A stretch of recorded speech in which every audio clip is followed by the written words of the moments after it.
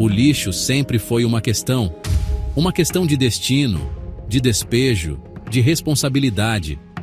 Durante séculos, ele foi tratado de maneira insustentável, criando pilhas enormes de resíduos espalhados por todo o mundo.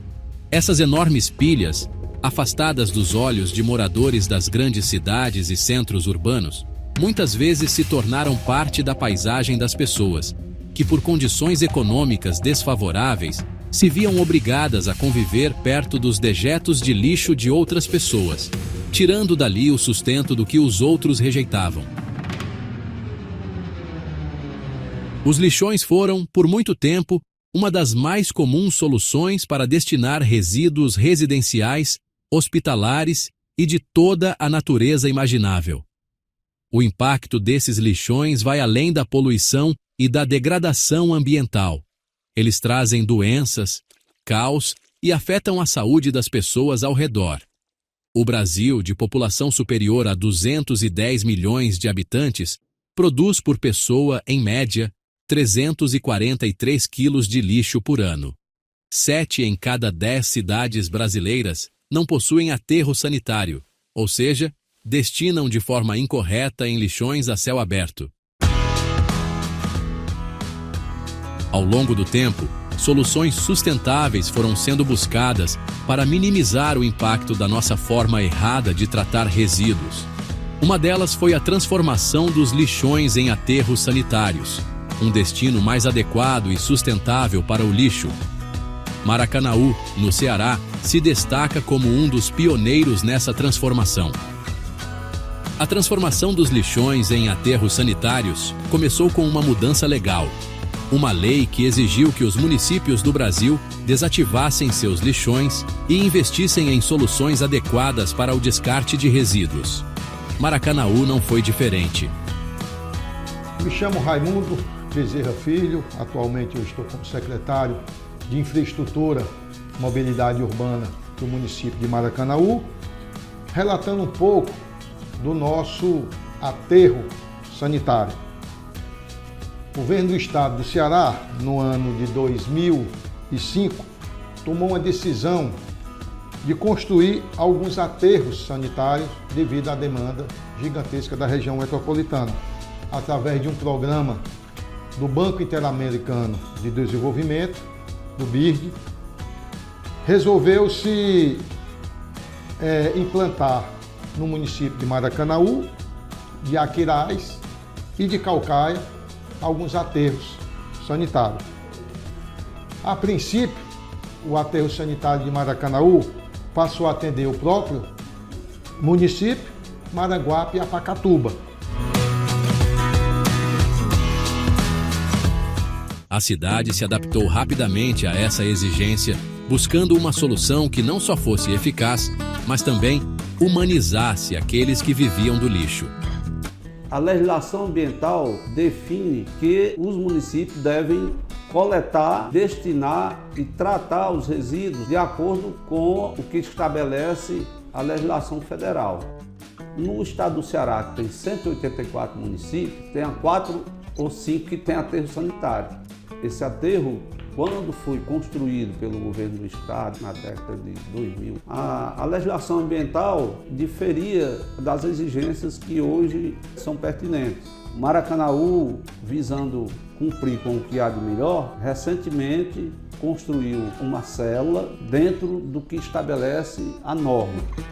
Transformar o lixão em um aterro sanitário foi um processo complexo, mas necessário. Hoje, temos um controle maior sobre a poluição e uma gestão mais eficaz dos resíduos. Mas o impacto vai além do meio ambiente. Ele afeta diretamente a vida das pessoas que dependiam desse espaço. Hoje nós temos uma trincheira, que é o nome técnico dado, aonde são dispostos os resíduos. Esses resíduos são depositados, compactados e cobertos. Tem os seus acessórios, nós temos os drenos de captação, nós temos estação elevatória e as lagoas de tratamento do chorume. No entorno do aterro, a Escola Municipal Irmã Dulce tem sido um farol de mudança e porto seguro para os moradores do conjunto Vida Nova. Ela não só educa, mas também proporciona uma nova perspectiva para muitos que trabalham ou trabalhavam no aterro, mas viam na escola uma oportunidade de mudança de realidade para seus filhos e eles próprios. A educação tem sido a chave para um futuro diferente, como nos testemunha a diretora Edirene Mourão. Sou professora Edirene, da escola Irmã Dulce. Nós ficamos aqui localizados à margem do aterro sanitário. Para muitos, o caminho não é tão simples. Casos que são reais e eu não posso deixar de citar, são exemplos que a gente tem que apresentar para não serem seguidos. Se envolveram com o mundo do crime e, infelizmente, já não estão entre nós. A realidade de catadores tem mudado devido às ações da escola. É uma escola pública que tem os parceiros, que tem a rede privada como parceira também, que nós aproveitamos muito bem cada momento. O trabalho de educação é um trabalho que a gente colhe resultados a longo prazo. Hoje eu posso afirmar com toda certeza, com muita alegria no meu coração, que muitas pessoas dessa comunidade que estava sem perspectiva, longe de qualquer direito, hoje através da educação, através dos bons exemplos, hoje a gente tem aqui pessoas que se formaram, se graduaram. Então a gente tem dois advogados que saíram daqui da comunidade, né, nos dando essa alegria.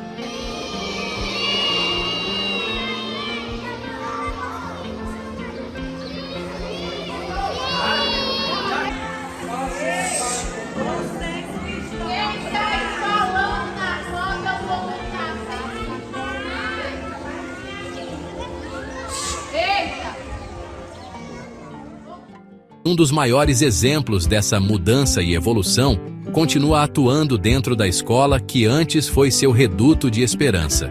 A professora Emanuela Soares hoje não só educa, como é um exemplo vivo de que a educação pode mudar tudo. Ela conta para nós um pouco da sua história e conquistas. Quando eu comecei a chegar aqui na comunidade, eu tinha de 7 para 8 anos. Meu pai começou a trabalhar na construção da comunidade. Com isso, teve um sorteio. E aí a gente foi sorteado e ganhou uma casa aqui na comunidade. Ele se iniciou assim, por conta da idade, que não tinha mais emprego para ele. E ele tinha que nos alimentar, eu e meu irmão e a minha mãe. Muitas vezes o nosso tempero, o tempero para complementar a nossa alimentação, vinha do aterro sanitário. Muitas vezes eu fui com o meu pai, também ele priorizava a nossa educação. Ele não queria, mas muitas vezes a gente ia para poder ajudar na renda de casa. Ele começou a trabalhar e à noite todos tinham um gancho, né? Tinha que providenciar o seu próprio gancho. Ele saía muitas vezes à noite para ir trabalhar, saía de madrugada porque tinha que conseguir a melhor, digamos, carrada de lixo, porque tinha uns caminhões que tinha o melhor lixo, que eles falavam assim. Eu não entendia muito na época, depois eu fui entender. Que tinha a melissa, que era muito... O dinheiro saía bem alto no peso. E também o alumínio.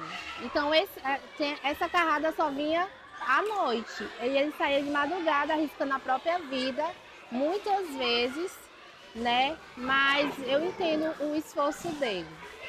Ele não terminou os estudos. Minha mãe conseguiu terminar os estudos, eu indo para a escola com ela. Ela conseguiu terminar o ensino médio, né, completo. Meu pai não, só tem um fundamental, mas ele sempre incentivava a gente a estudar. E hoje eu sou formada, estudei aqui nessa escola, iniciei estudando nessa escola, sou formada em pedagogia. Meu pai ia com muito esforço, me ajudava a pagar as parcelas, mesmo com dinheiro do aterro sanitário. E minha mãe também depois começou a costura. E ela incentivava bastante. O meu irmão, ele terminou o ensino fundamental. se especializou fazendo curso de eletricista e hoje ele é eletricista no ramo de energia solar. Alguns ainda continuam a trabalhar no aterro, mas com a esperança de um futuro melhor para suas famílias.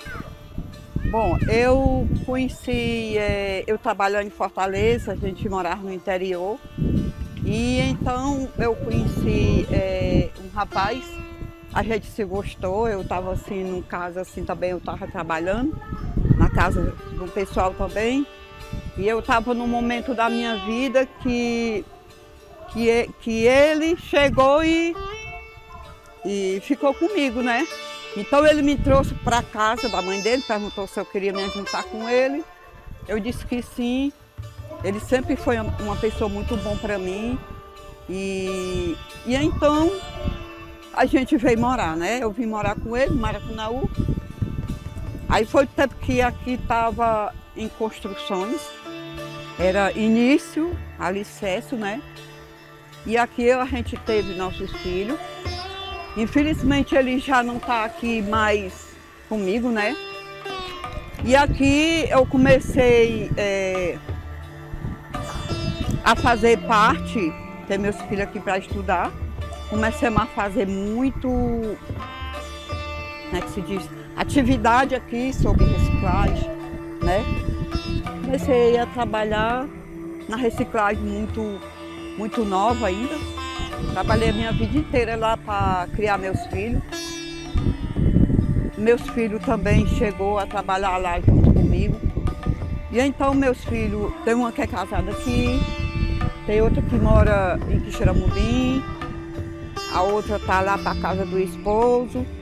Pessoas que eram vistas como sujas devido ao preconceito de pessoas alheias à realidade dos catadores, hoje entendem que os catadores são, na realidade, agentes de tratamento, de saúde pública e ambiental da maneira mais humana, civilizada e moderna de se tratar resíduos descartados. Como é que as pessoas veem a gente lá em cima?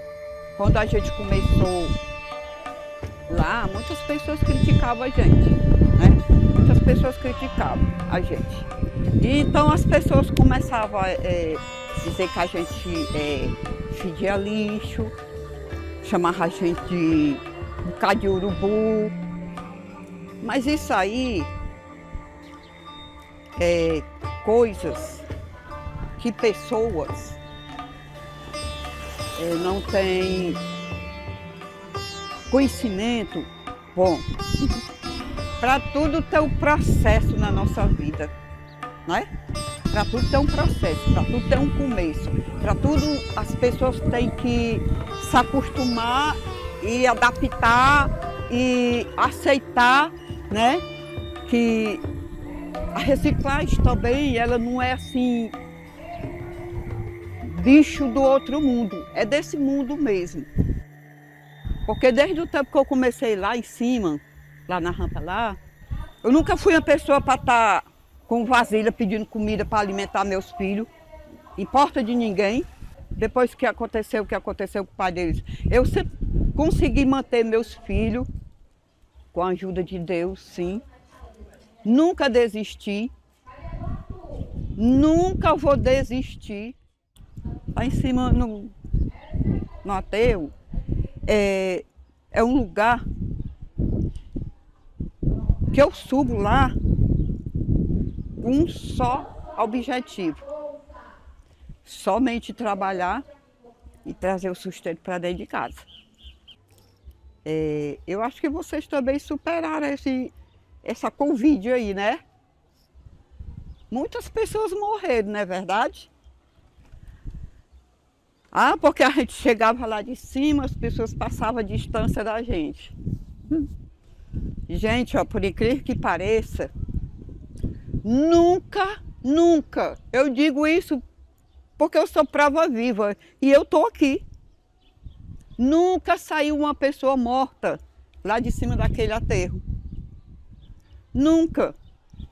Enquanto tinha um bocado por aí morrendo entre ricos que tinham as condições, dinheiro, entendeu? Nós vivíamos lá em cima. Nós estávamos lá em cima.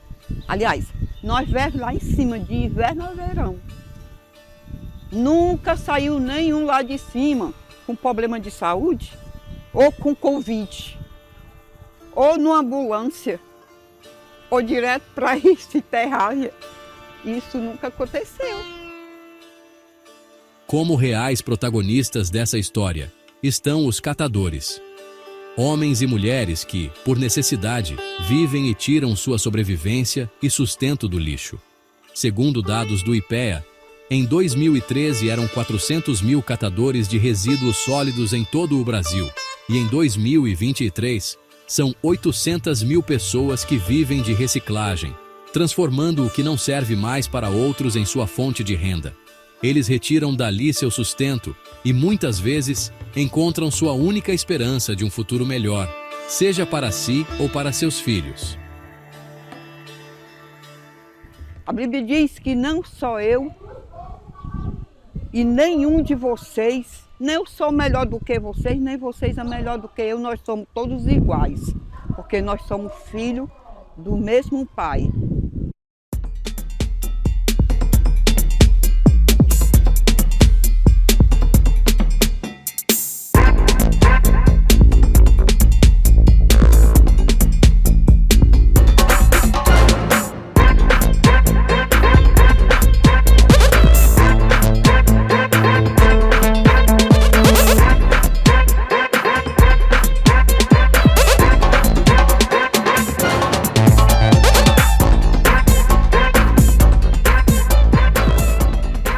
Para que ninguém fosse exposto sem devida autorização, as imagens referentes a catadores em seu dia a dia contidas nesse documentário foram geradas por inteligência artificial.